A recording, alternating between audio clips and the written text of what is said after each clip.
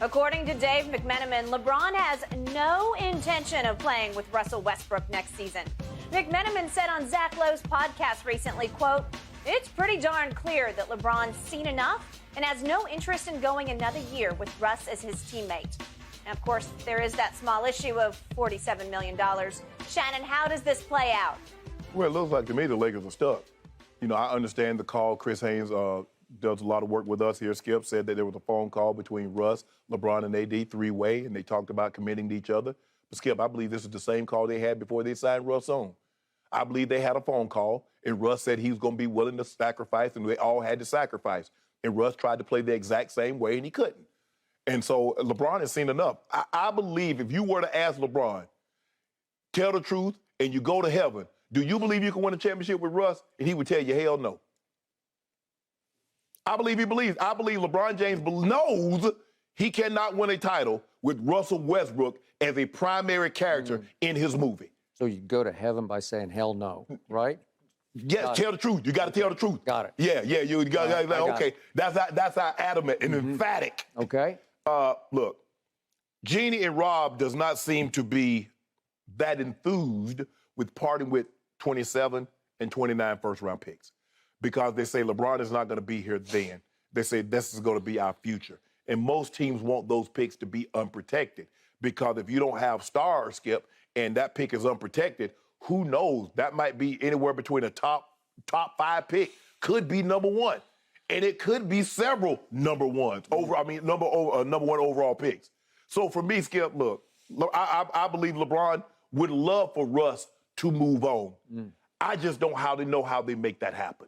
Now, I just reading somewhere where they say they re-engaged with Indiana trying to get Buddy Hield. Maybe it's a THT and maybe it's something else, Skip. I don't know. But this is what I do know. I didn't believe it would work from the beginning, and I'm even less enthused now that it will work. Even healthy AD, even healthy LeBron, I do not believe this team can win a title with Russell Westbrook on it. Okay, before I answer Jen's question, I'd like to step back and go big picture here because every day it's a new plot twist on this. To the point, I don't know what to believe. Right.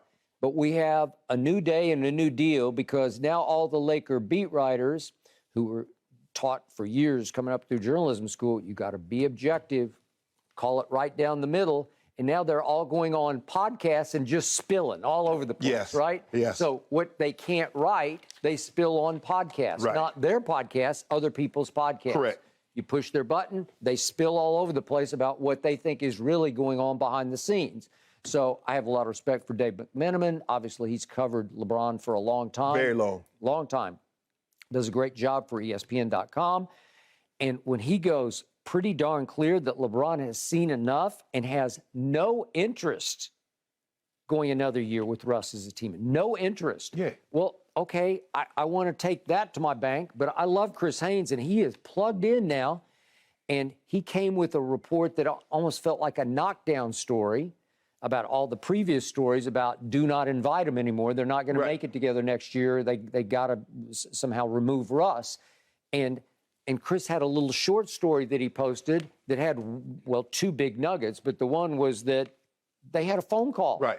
Early in summer league time in Las Vegas. They got on the phone, AD, LeBron, and Russ, and they kind of buried the hatchet. Not in each other, but they buried the hatchet. And they said, well, let's make this work next year. I believe they had a very similar call from the beginning, and that's why LeBron and AD signed off on Russ. Man, I'm willing to do whatever it takes to win. I just want to be home, and I just want to win.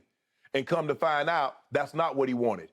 He wanted to still accumulate those stats, play the way that he's always played, and he wanted to escape accountability. Yeah.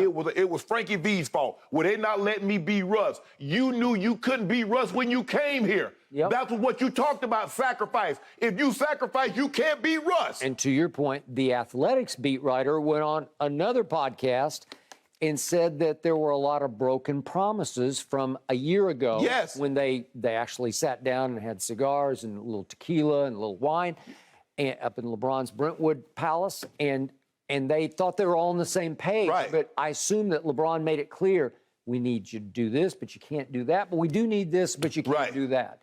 And the athletics beat writer says some of those promises from Russ to LeBron were broken during the year. He did not live up.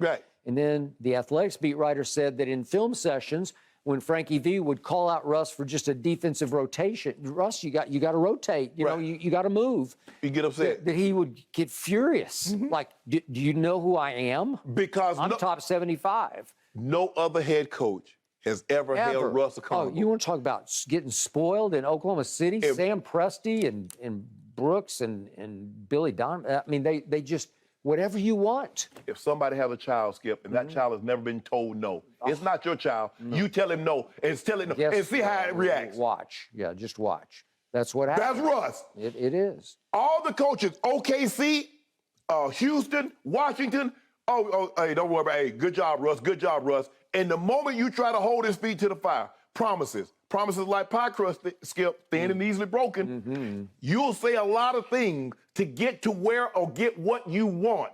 And all the time saying, if I get that, I just said that to get where I needed to go. Yeah. He said everything LeBron and AD wanted to hear to get his butt to L.A., knowing damn well he had no sense, was not going to hold true to anything. I agree. And now look. You can't change this man after all these years. No, you can't. So that brings us to the new sheriff in town, the new coach, Darvin Ham, who said on another podcast, I think yesterday, a couple of days ago, he was trying to defend the whole notion of having Russ on the team. And he said, I'm like, that's one of the things that got me excited about this job, was coming for Russ. Man, I'm having a hard time. He's going to be true Holiday.